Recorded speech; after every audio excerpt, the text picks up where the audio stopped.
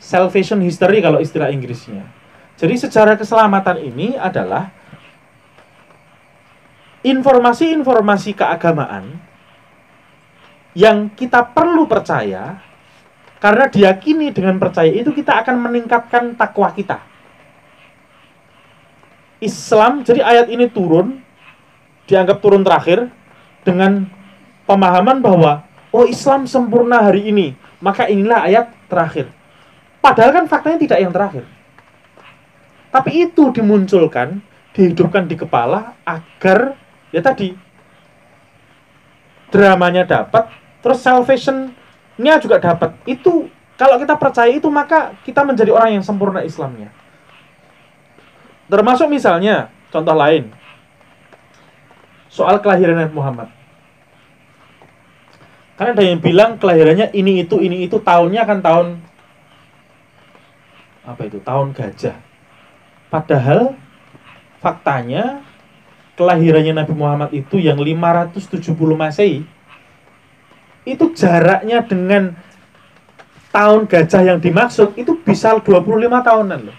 Kejadiannya itu 545 sampai 550.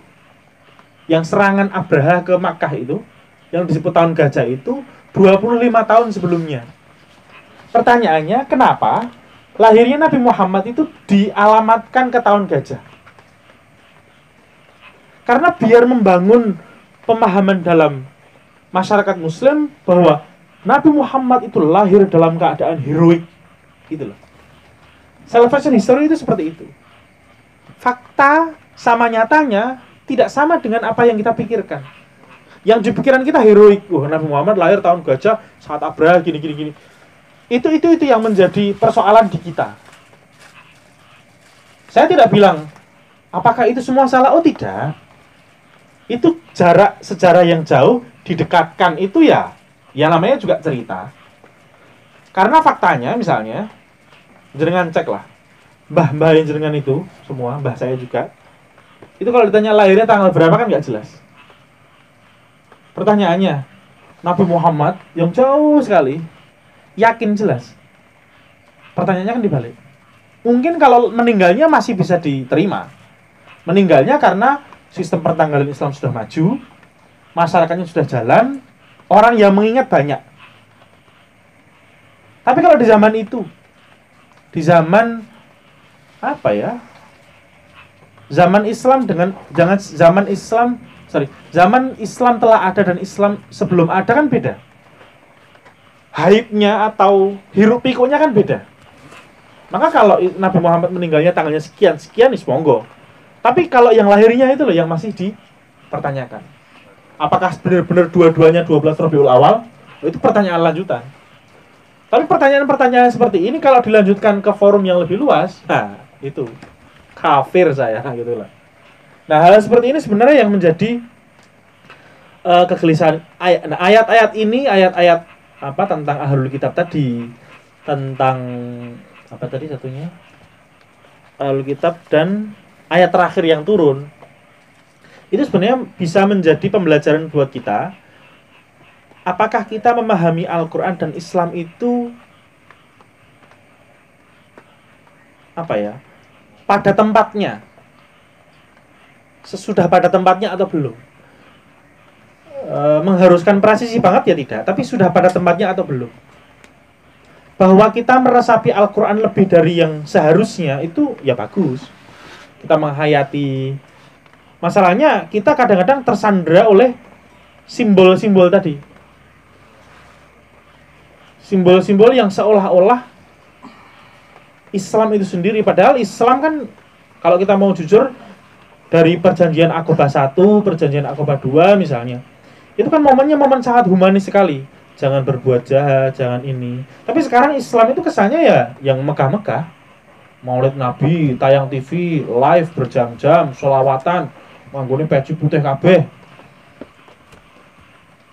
Padahal ya barangnya utangan misalnya, itu kan kita nggak tahu. Jadi sebenarnya yang dimaksud dengan Islam itu apa? Apakah kemegahannya ataukah keseharian kita dalam memaknai sendi-sendi kehidupan yang tergambar di diri Nabi Muhammad? Ya, Nabi Muhammad itu orang yang baik lah, khuluquhul Quran kok. akhlaknya seperti Al-Quran.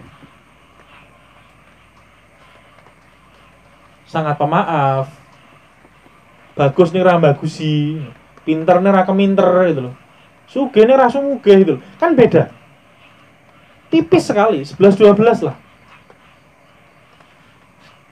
Nabi Muhammad kurang apa toh? Backingnya ke Gusti Allah gitu loh. Wes kono Mekah hancur kan, bisa. Tapi itu yang tidak diinginkan Nabi Muhammad. Allahumma hdi qaumi fa innahum la ya'lamun. Apa ya, mereka nggak ngerti ya Tuhan, ya jangan disiksa dulu, ya dikasih petunjuk aja. Doanya begitu. Maka kalau ada Islam misalnya mengangkat senjata zaman sekarang ini di saat perang itu nggak menjadi kebutuhan, itu ya konyol gitu loh jadinya. Hayya alal jihad itu apa gitu loh. Wes hayya ala maca buku gitu loh. Hayya ala ngaji bareng-bareng gitu kan lebih bener. Kayak nggak dipakai aja otaknya dengan konteksnya gitu loh. Saya khawatir mereka misalnya yang ikut-ikutan tuh muda misalnya, ini kuliah bener kan. Nek kuliah bener mas, cuma saya yo sibuknya mau coba buku mas, asli. Nek wong pondok pesantrenan sibuknya ngaji, gak mikir kayak gitu, kaki kadoan, mikir negara ini akan ono dolim togut kadoan. Belum delok omahmu. Nah orang sing berantakan di benakno, wong tua sing loro ya di rumah. Itu hal sederhana yang Islam ajarkan sebenarnya. Nabi Muhammad ketika ditanya sama sahabatnya kan, Nabi, apa amal terbaik buat saya? Saya ini siapa? Kan ada orang-orangnya, oh ini orang kaya, oh bersedekahlah dengan hartamu di jalan Allah. Orang tuamu seperti apa? Nah, kamu birrul walidain. Kamu seperti apa? Jadi jawaban amal terbaik itu yang dilakukan oleh manusia itu relevan dengan konteksnya. Dan itu sangat personal sekali. Jadi Islam sebenarnya bukan yang megah-megah. Perjanjian Aqabah 1 dan 2 itu kan kelihatan betapa yang dipenuhi adalah unsur-unsur personal. Jangan mencuri, jangan menganiaya, jangan berbuat jahat gitu.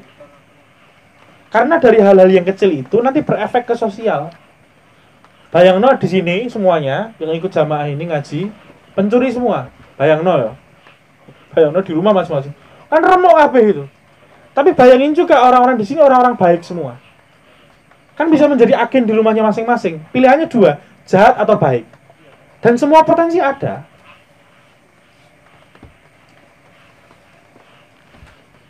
Termasuk saya misalnya jadi dosen. Dosen yang rese juga bisa. Sangat bisa.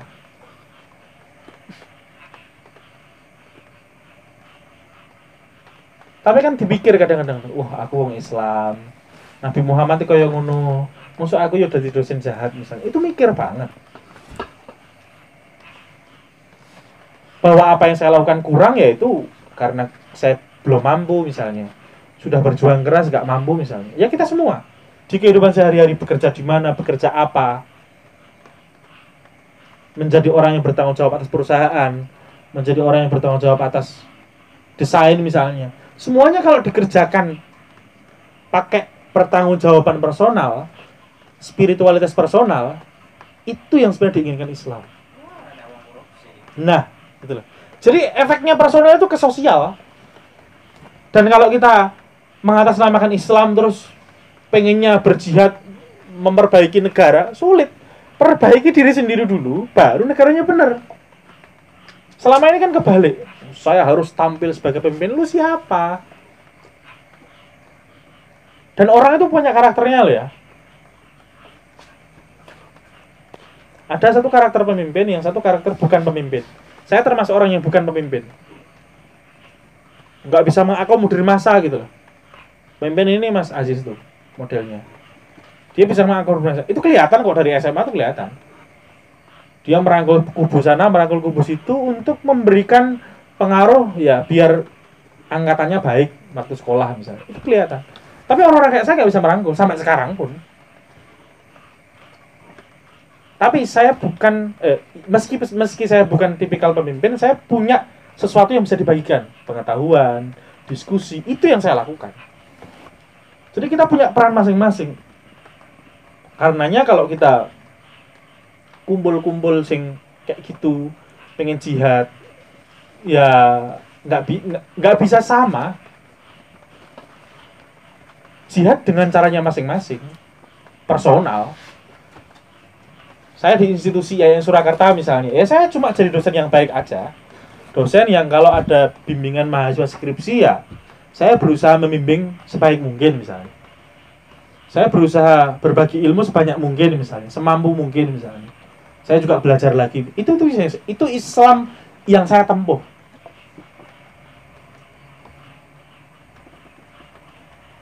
Bahwa kelak akan terjadi sebuah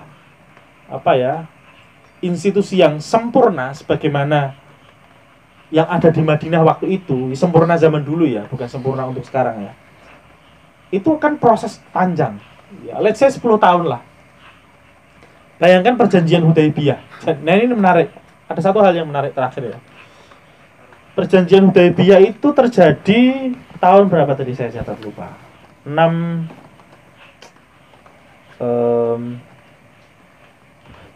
tahun kejadiannya kan. 628 itu setelah banyak peperangan terjadi antara umat Islam dan kafir Makkah. Pokoknya peperangannya umat Islam untuk memenangkan pondasinya Muslim di Madinah gitu lah kira-kira. Sementara Nabi Muhammad kan meninggalnya tahun 632. Jadi ada spelling waktu 6 tahun. Jadi 628 sampai 638. Nabi meninggalnya 632. Jadi ada spelling 6 tahun untuk disisakan ya Nabi. Let's say meninggalnya Nabi itu diatur Gusti Allah ya. Gitu ya. Itu spelling 6 tahun untuk umat Islam itu tidak berperang. Dan karena tidak berperang itu tatanan sosial mulai dipikir. Dan itu terjadi di masanya Umar. Ya kita semua tahu zaman Umar itu kan menarik sekali. Umar itu pemimpin yang berani konfrontir. Jadi kalau tidak salah ingat itu pernah dipotong gaji, semuanya dipotong gaji, Umar ya kena potong gaji. Jadi pemimpin yang tidak semena-mena sama bawahannya, sama masyarakatnya. Dan kita semua hampir sepakat bahwa di zaman Umar inilah tatanan umat Islam terbaik terjadi sebelum akhirnya runtuh di zaman Ali. Konflik berkecamuk karena terjadi banyak kepentingan lah di zaman Utsman itu kan. Karena Utsman orang kaya. Jadi ngeri kalau dengerin cerita Utsman tuh ngeri banget. Utsman itu tidak dimakamkan di pemakaman Baqi yang kita kenal. Jadi gini ya, katakanlah ya, kotak ini yang pakai bambu ini adalah pemakaman Baqi asli. Utsman meninggal, itu dimakamkan di pojok sana. Tidak di sini. Lalu zaman, kalau nggak salah, dinasti Umayyah, itu disebutlah Baqi itu tidak ini, tapi seluruh rumah ini. Maka dia include di sana. Artinya sejarah kuburan Baqi yang sekarang sama yang dulu itu beda. Utsman tidak dimakamkan di tempat yang seharusnya. Karena waktu itu konfliknya luar biasa. Nah, Ali cuma kena efeknya, konflik yang berkepanjangan itu bunuh-bunuhan. Umar pada dasarnya bagus sekali, sangat bagus sekali. Sebelum akhirnya ada pemilihan Utsman itu kan dibikinlah formatur. Jadi saya membayangkan umat Islam sebagai negara itu terjadi ya di zaman Umar. Dan itu dicicil mulai sejak zaman Nabi. Puncaknya adalah di perjanjian Hudaybiyah, peperangan dihentikan, tidak ada peperangan selama 10 tahun. Itu mulai umat Islam menyicil tatanan sosial. Jadi prosesnya dibilang sebentar ya sebentar, dibilang lama juga ya lumayan gitu loh. 10 sampai ya 16 tahun. Nah, pertanyaannya tadi, kalau kita mau merefleksikan itu dalam kehidupan kita, apa yang sudah berubah dari kita? Dari apa yang ada di diri kita dan apa yang kita inginkan, kita harapkan terjadi itu dalam waktu 16 tahun mendatang. Mungkin ada yang sudah dimulai 10 tahun yang lalu, mungkin ada yang dimulai hari ini, tapi hitung-hitungan belasan tahun itu berlaku untuk kita semua. Kita semua kan nggak akan lama hidupnya 100 tahun kan? Ya jarang lah hitung-hitungannya. Walaupun sekarang usia hidup itu lebih banyak. Seperti usia, semakin panjangnya usia pensiun pesepak bola ya kan, pada zaman sekarang tuh. Karena kesehatan meningkat, teknologi meningkat. Jadi itu yang bisa saya sampaikan. Ya sorry kalau agak random, tapi ya inilah yang ada di pikiran saya. Saya bukan tipikal guru yang baik, tapi saya tipikal teman diskusi yang menggelisahkan. Terima kasih. Assalamualaikum warahmatullahi wabarakatuh.